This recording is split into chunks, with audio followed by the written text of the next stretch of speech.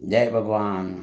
શરીરરી જર્જરી ભૂતે વ્યાધિગ્રસ્તે કલેવરે ઔષધમ જાહ્નવી તોયમ વૈદ્યો નારાયણો હરિ.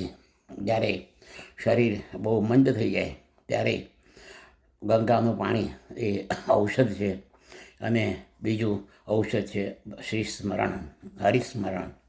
એના માટે એક બહુ સત્ય કથા કહીશ, સરસ શાંતિથી સાંભળજો. સાહેબ લાંબી છે પણ સરસ છે.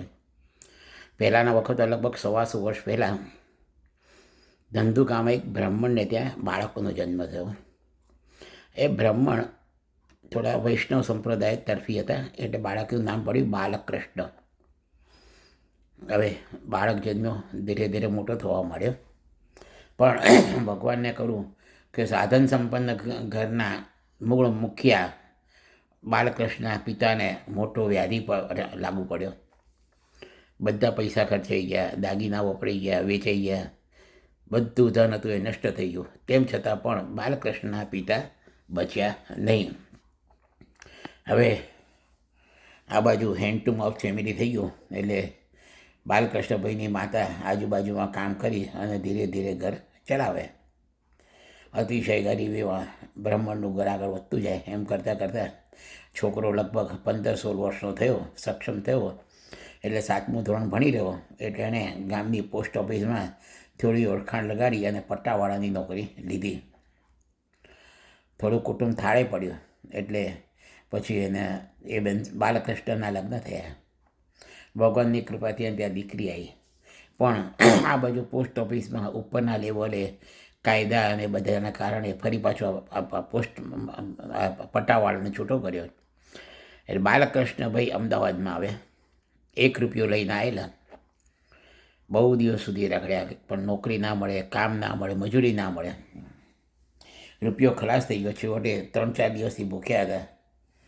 ત્યારે રેલવે સ્ટેશન ઉપર એક ભાઈને પોટલું લઈને જતા જોયા, અને એને વિચાર આવ્યો કે હું પણ રેલવે સ્ટેશન ઉપર પોટલા ઉપાડું. તે વખતે રેલવે સ્ટેશન પર કુલી પ્રથા હતી નહીં, એટલે આપણે પોટલા ઉપાડવાના ચાલુ કર્યા. પહેલે દિવસે મજૂરી 4 આના મળી. એમાંથી 1 આનામાંથી એમણે ગાંઠિયા લીધા 100 ગ્રામ. અને જ્યાં મોઢામાં નાખવા જતા હતા ત્યારે સામે ફૂટપાથ પર એક અપંગ સાધુ અત્યંત ભૂખ્યા હતા, ભિક્ષા માગતા હતા. એટલે એ ગાંઠિયા એને આપી આવ્યો. પછી બાલકૃષ્ણએ બીજા ગાંઠિયા લીધા અને ફરી ખાધા. એમ કરતાં કરતાં ફરી પાછી જિંદગી થાળે પડી.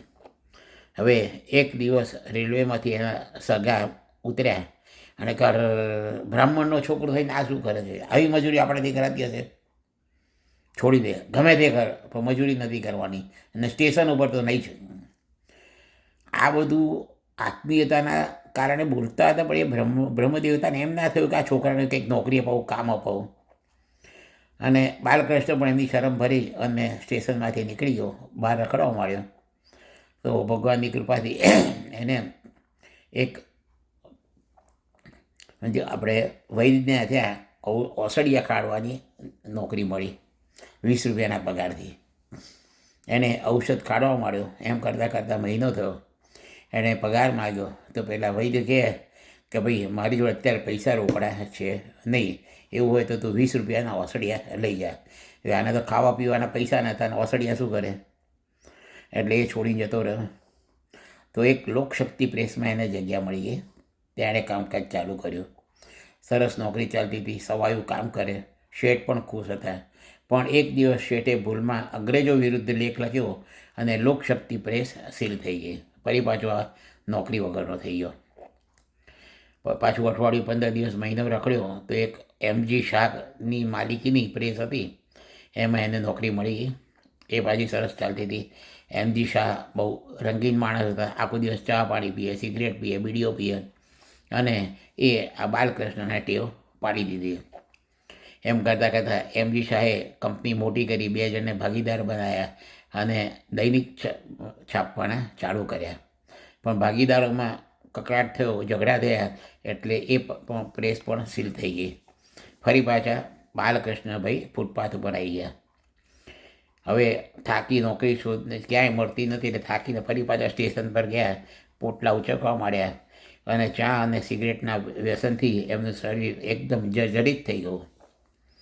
એ વૈદ જોડે જાય છે. વૈદ કહે છે કે ભાઈ તને ત્રીજા તબક્કાનો ક્ષય છે, તો 6 મહિનાથી વધારે જીવીશ નહીં. એટલે કામનાથ મહાદેવમાં ગયા અને મહાદેવજીનું શરણ લીધું. એ વખતે ત્યાં બાજુમાં ઈશ્વરલાલ શાસ્ત્રીની કથા ચાલતી હતી. કથામાં ઈશ્વરલાલ કહે છે કે કૃષ્ણ ભગવાન કહે છે કે તારી બધી વ્યથા પીડાનું પોટલું તું મારા ખોળામાં નાખી દે. રણછોડજી કહે છે કે તારી બધી પીડા મને આપી દે અને હું તારું બધું સંભાળી લઈશ. એટલે આ સાંભળી અને બાલકૃષ્ણભાઈ નજીકમાં સાળંગપુરમાં રણછોડજીના મંદિરમાં જવા લાગ્યા. દરરોજ સવારે જઈ મંદિરમાં બેસે અને જય શ્રી કૃષ્ણ, હરે કૃષ્ણ તપશ્ચર્યા કરે. એક દિવસ ત્યાં બહાર નીકળ્યા ત્યારે એક સૈયદ કંપનીનો માણસ મળ્યો કે ભાઈ તારે માધુપુરામાં ચોખાની કંપનીમાં નોકરી કરવી હોય તો ચલ, તને 30 રૂપિયા પગાર મળશે. ખુશ થઈ ગયો અને ત્યાં નોકરી કરવા માંડ્યો. અને એને થયું કે કૃષ્ણ ભગવાનની કૃપાથી મને સરસ નોકરી મળી ગઈ છે. દરરોજ વહેલી સવારે કૃષ્ણ ભગવાનને ત્યાં રણછોડજીમાં આવી અને હરે કૃષ્ણ કરે. નોકરી કરવા જાય, આવીને ફરી પાછો સત્સંગ કરે. અને ભગવાનની કૃપાથી એને જે વૈદ્ય એમ કહ્યું તું મરી જઈશ, એના બદલે એનું શરીર લાલ ચટક થવા માંડ્યું અને શરીર ભરાવા માંડ્યું અને ટીબી એને મટી ગયેલો. પછી એ કામનાથ મહાદેવમાં જાય, બધા જ સત્સંગીઓને ભેગા કરી ભજન કરે. પછી એણે જાતે ભજન લખવાના ચાલુ કર્યા. એમ કરતાં આગળ જતાં એણે કથા વાર્તા ચાલુ કરી અને કથા કરતા થઈ ગયા. એ કથા કરતા થયા એ પુનિત મહારાજ. કોઈનું ન રાખે મુરારી, વ્યાજ શીખે આપે ગિરધારી. બધા જ જ્યારે ક્યાંય કોઈ જ શરણ ના મળે તો સર્વધર્માન પરિત્યજ્ય મામ એકમ શરણમ વ્રજ. કૃષ્ણ ભગવાન ગીતામાં કહે છે બધા જ પંથ, બધા રસ્તા છોડીને તું મારા શરણમાં આય, હું તારી રક્ષા કરીશ, હું તારા બધા પાપોમાંથી તને મુક્તિ આપીશ. જય શ્રી કૃષ્ણ.